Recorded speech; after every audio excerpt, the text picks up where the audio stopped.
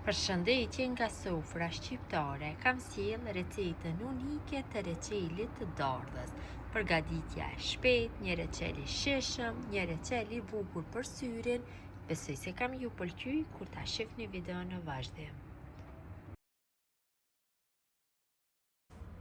Fillojmë nga puna. Këtu kam 3 kg me dardha, cilat nuk guxojnë që t'jenë shumë të buta, duhen të jenë pak të forta, po duhet të jenë të pjekura. Morim një enë në të cilën kam hedhur ujë, një enë të madhe, dardhat i kam larë mirë.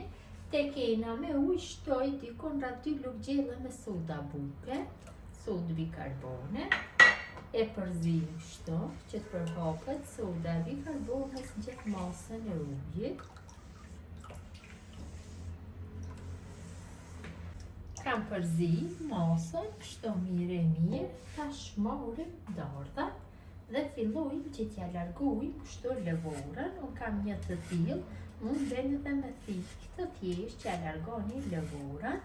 Nuk keni nevojë që dardhat t'i coptoni në pjesë të vogla, kështu të mdhaja direkt është kjo recetë, sepse pasi reçeli të përgatitet do ketë një pamje shumë të mirë. Nuk ka nevojë edhe bishte t'ja largoj. Tek unë disa dardha kanë bish, disa nuk kanë. Dhe i hedhin direkt te uji me sodë bikarbone. Këtë mënyrë gjithë dardhave ju largojnë lëvorën dhe i kalojnë tek uji me sodë bikarbone. Soda bikarbone ju ndihmon që dardhave mos t'ju prishet forma pas zirjes, të ngelin kështu në formën e njëjtë. Vërtet është një reçel shumë i shijshëm. Gjithë ju që keni shkuar ndonjëherë në Turqi, nëpër hotele, kur servohet mëngjesi, e gjeni këtë reçel. Është një reçel shumë i mirë, shkon për mëngjesën.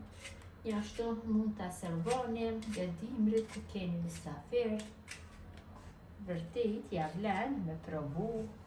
Gjithë ju që keni dardha me bollëk në kopshte, mund dhe ta bleni ju meraklit e dardhave dhe të konsumoni dhe dardha në mes të dimrit.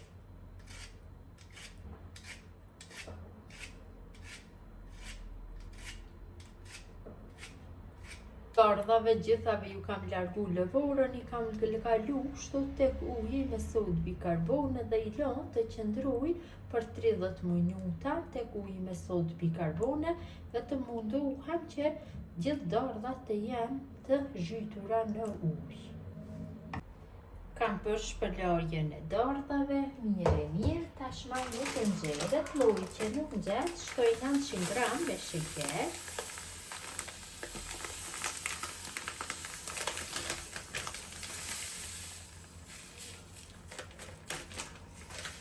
Një paketim 900 gram, shtoj një gotë e gjysmë, gota 200 ml me ujë, falni. E përzina masën kështu mirë. Dhe në temperaturë mesatare zim shërbetin derisa fillon të vlojë. Shërbeti ka filluar që të vlojë, tash i kalojna dardhat kështu tek shërbeti. Një nga një i kalojna dhe e ullim temperaturën në të ultën. Kalojmë gjithë dardhat. Gjatë zirjes nuk ka nevojë që të bëjmë përzirjen shumë rrallë. Dikon 2-3 herë është mjaftueshëm që të bëjna përzirjen, i rrokollismi pjesën tjetër të dardhës që të kalojë në shërbet. Qofse keni një tenxhere më të gjerë, më mirë do jetë.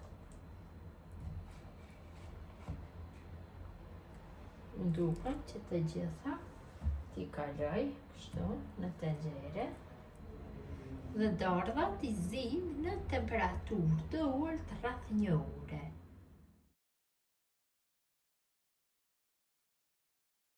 Tashmë një paketim 10 gramësh me limon tuz dhe ja shtoj, nuk ka nevojë që limon tuzin ta hedhim në ujë, pasi shërbeti i reçelit është mjaftueshëm i hollë e të mja hedhim që mos të kristalizohet dhe e përzim kështu masën mirë dhe e lojmë që të zihet dhe për 5 minuta tjera.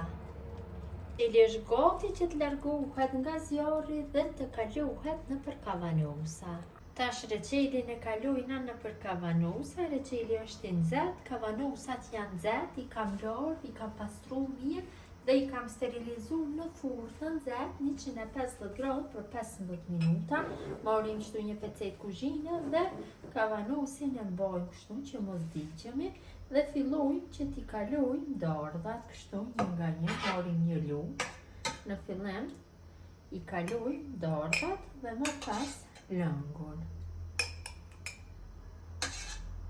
Patjetër duhet t'jenë të nxehtë kavanosat që të bëhet mbyllja hermetikisht.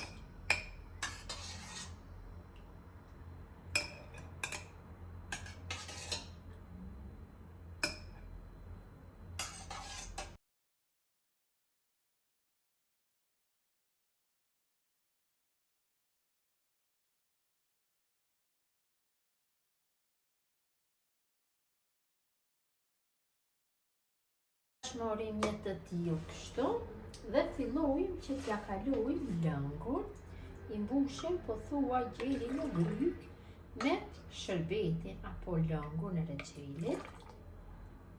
Pra dardhat duhet të jenë në lëng, këtë mënyrë do ruhen shumë mirë.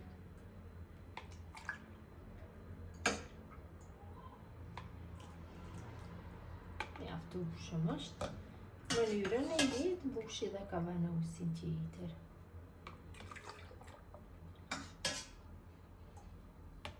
Sa ti mbyllim me kapak, kapak duhet jenë të ri, 3 herë sjellim kapakun nga ana e tundër dhe një herë nga ana nga përputhën vizat dhe i shtrëngojmë shumë fort. Këtë mënyrë do sigurohemi që janë mbyllur.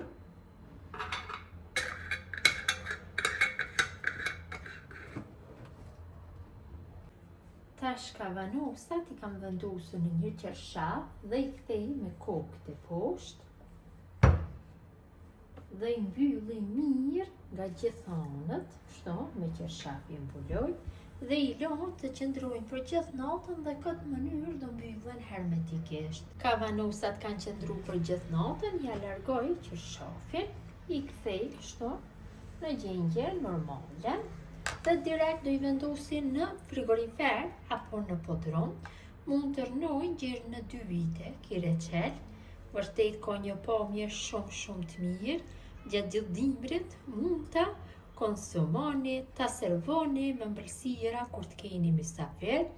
Kjo është mënyra më të radhshura se si përgatis unë reçel dardhe në një pamje shumë bukur me një shije unike. Besoj se kam ju pëlqyer, nëse e përgatitni, ju lutem këtë video ta ndoni tek miqët dhe dashamirët tuaj. Mirëmbëjtje nga sofra shqiptare deri në recetën e radhës.